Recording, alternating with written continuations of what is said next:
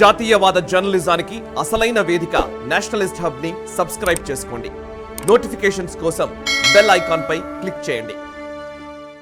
మాల్దీవ్స్కి అంటే నా పాయింట్ ఏంటంటే, సరే మీరు ఇందాక చెప్పినట్టుగా ఇది ఎక్కడెక్కడ ఏమవుతుంది అనేది బంగ్లాదేశ్కి సంబంధించి మనం మాట్లాడడము, మాల్దీవ్స్ సంబంధించి మాట్లాడడం చేస్తున్నాం. బట్ అది చుట్టుపక్కల ఉన్న అన్ని దేశాలకు విస్తరిస్తే మనం దాన్ని హ్యాండిల్ చేయడంలో ఏమన్నా ఇష్యూస్ ఉంటాయా? ఇప్పుడు ఖలీదా జియా అది మనం అక్కడికి పోయినప్పుడు చూసాం, బంగ్లాదేశ్లో చూసాం. ఖలీదా జియా ప్రభుత్వం కనుక వస్తే అనే ప్రశ్న రైజ్ అయితే చాలు, అక్కడ ఉన్న హిందువులు భయంతో మాట్లాడిన సందర్భాలు మనకు తెలుసు. అసలు అమ్మో ఇది భరించలేము అన్నట్టుగా మాట్లాడేది. మామూలుగానే కష్టపడుతున్నారు. ఒకవేళ నిజంగా వాళ్ళ గవర్నమెంటే వచ్చిందంటే మాత్రం ఇంకా అంతే.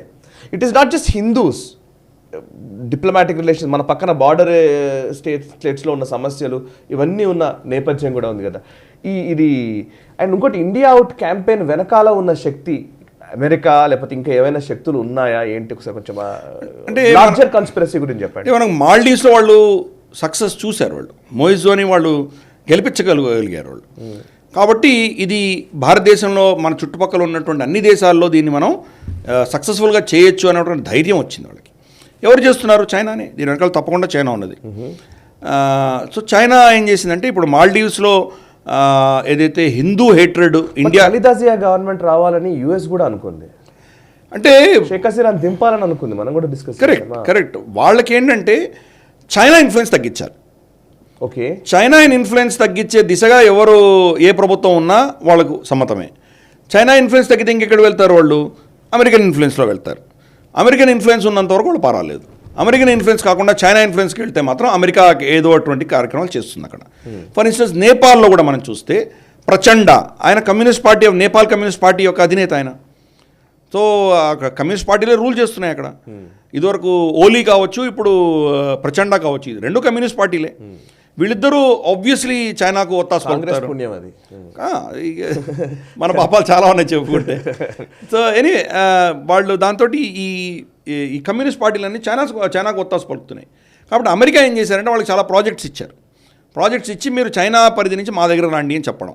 అలాగే భారతదేశం కూడా మనం చాలా ఒత్తిడి తీసుకొచ్చాం వాళ్ళ మీద, మీకు ఏవో ప్రాజెక్ట్స్ ఇస్తామనడం, అది చేస్తాం ఇచ్చేస్తామని చెప్పడం. అయినా కానీ వాళ్ళు మన పరిధి నుంచి కొంత దూరం వెళ్ళినట్టే మనకు కనిపిస్తున్నది. ఎందుకంటే ఓలీ టైంలో మనం చూసాము, లింపియాదూరా, కాలాపాని, తర్వాత లిపు లేక్, ఆ ప్రాంతాలన్నీ మావే అని చెప్పి వాళ్ళు మ్యాప్లు మార్చుకున్నారు వాళ్ళు. అందుకని ఈ చుట్టుపక్కల దేశాలన్నింటిలో కూడా ఇండియా అవుట్ క్యాంపెయిన్ ఏదో రూపేణ జరుగుతున్నది. భూటాన్లో కూడా భారతదేశం వ్యతిరేకత భయంకరంగా పెంచారు వాళ్ళు, చైనా. మనం లేని వాళ్ళకి అస్తిత్వం లేదు, మనం లేని వాళ్ళకి రక్షణ లేదు.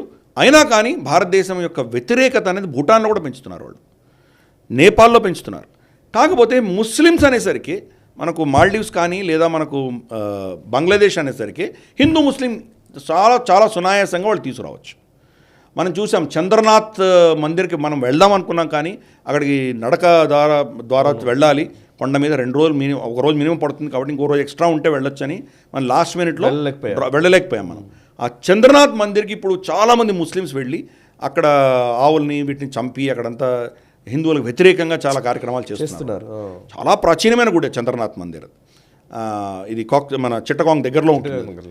సో అటువంటి యాక్టివిటీస్ అన్నీ హిందువులకు వ్యతిరేకంగా గణనీయంగా జరుగుతున్నాయి. సో మరి షేక్ హసీనా ఉన్నప్పుడే జరుగుతుందంటే ఇంకా మరి ఖలీదా జియా వస్తే పరిస్థితి ఏంటి? కాబట్టి ఇండియా అవుట్ అన్న క్యాంపెయిన్లో వాళ్ళకి ఏ అంశం దొరికితే ఆ అంశాన్ని వాడుకుంటున్నారు. ఇక్కడ ఇస్లాంను వాడుకుంటున్నారు, అక్కడ మనకు వ్యతిరేకమైనటువంటి ఫర్ ఇన్స్టెన్స్ అగ్నివీర్ సంబంధించినటువంటి అంశంలో కూడా నేపాల్కి మనకు వ్యతిరేకంగా తీసుకురావడం, బుద్ధిస్ట్ వర్సెస్ హిందూస్ అన్నది భూటాన్లో తీసుకురావడం, ఇటువంటి వాళ్ళు మన చుట్టూ ఉన్న అన్ని దేశాల్లో వాళ్ళు చేసుకుంటూ వస్తున్నారు. సో మనం చాలా అప్రమత్తంగా ఉండాలి. మనం ఇన్ఫ్లుయెన్స్ వాళ్ళ మోడల్కి మన మోడల్కి ఫండమెంటల్ డిఫరెన్స్ ఏంటంటే, చైనా నేతృత్వం మీద ఇన్వెస్ట్ చేస్తుంది, ఇన్ఫ్లుయెన్సర్స్ మీద ఇన్వెస్ట్ చేస్తుంది. మనము ఆ దేశ ప్రజల మీద ఇన్వెస్ట్ చేస్తాం. ప్రభుత్వాలు వస్తాయి పోతాయి, కానీ ప్రజలతో మనకి కనెక్షన్ ఉంటుంది. కాబట్టి లాంగ్ టర్మ్ మనం ఉంటామన్నది మన స్ట్రాటజీ. కొన్నిసార్లు దాంట్లో కూడా దెబ్బతినేటువంటి ప్రమాదం మనకున్నది. రాజపక్షాలు వచ్చినప్పుడు వాళ్ళు చూసాం, మనం హంబంతోటని తీసుకెళ్ళి వాళ్ళు చైనాకి ఇచ్చేశారు. ఇప్పుడు ఏంటి? ఇప్పుడు విక్రమసింగ ఉన్నా కానీ కూడా అది 99 year లీజ్ అయితే చైనాకు ఉంది కదా, మనం ఏం చేయలేం కదా. అలాగే మనం చూస్తే కనుక ఇతరత్ర మనకు యామీని తీసేసి మనం ఇబ్రాహీం సోలీని పెట్టాం. మళ్ళీ ఏమైంది? మొయిజు వచ్చారు కదా అక్కడ. అలాగే మనకు ఆఫ్ఘనిస్తాన్లో చూస్తే కనుక మన గత ప్రభుత్వాలకి మనం చాలా ప్రాజెక్ట్స్ ఇచ్చాము, చాలా సపోర్ట్ చేసాం. మరి తాలిబాన్ వచ్చింది, గతసారి తాలిబాన్ వచ్చినప్పుడు అక్కడి నుంచి వచ్చేవలసిన పరిస్థితి మనకు. సో అందుకని మన ఇన్ఫ్లుయెన్స్లో, మన అప్రోచ్లో చాలా తేడా ఉంది. వాళ్ళ లీడర్స్ని ట్యాకిల్ చేస్తే మనం ప్రజల మీద ట్యాకిల్ చేస్తాం. చేసినప్పుడు కొంత మనకు సెట్ బ్యాక్స్ అన్నవి వస్తాయి. మనకు మాల్డీవ్స్ సెట్ బ్యాక్ వచ్చింది, మరి బంగ్లాదేశ్లో కూడా వచ్చేటువంటి ప్రమాదం ఉంది. కాబట్టి ప్రజల మీద ఇన్వెస్ట్ చేసేటువంటి ప్రయత్నం చేయడానికి దోవల్ గారు వీళ్ళందరూ కూడా ప్రయత్నం చేస్తున్నారు. చూద్దాం రాబోయే రోజుల్లో మరి ఈ పరిణామాలు ఎటు వెళ్తాయో చూద్దాం. Yes sir.